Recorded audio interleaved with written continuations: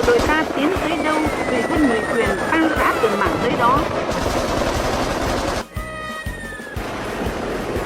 Cuộc tháo chạy mang tên người liều mạng của quân Mỹ đã kết thúc bằng chuyến trực thăng cuối cùng chở đại sứ Mỹ Martin. Quân đoàn 1 chiếm Bộ Tổng Tham mưu và Bộ Tư lệnh các binh chủng ngụy. Quân đoàn 3 chiếm sân bay Tân Sơn Nhất, nhà làm việc của Bộ Tổng Tham mưu. Quân đoàn 4 chiếm Bộ Quốc phòng, cảng Bạch Đằng.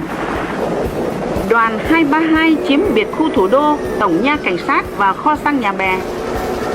Quân đoàn 2 chiếm Dinh Độc Lập và buộc chính quyền Sài Gòn đầu hàng không điều kiện.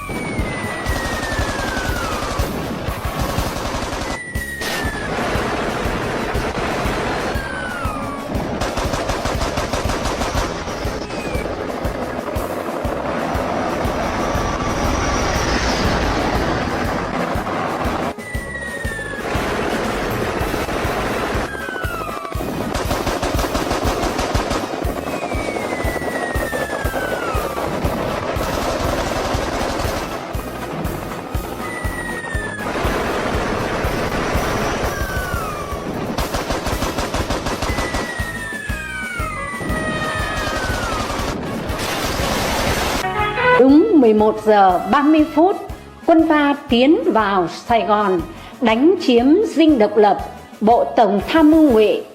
Dương Văn Minh đầu hàng vô điều kiện. Cờ đỏ sao vàng phấp phới tung bay trên nóc Dinh Độc Lập. Chiến dịch Hồ Chí Minh toàn thắng. Tình lý Trần Lê ơi, nguyện xin khắc ghi đời đời.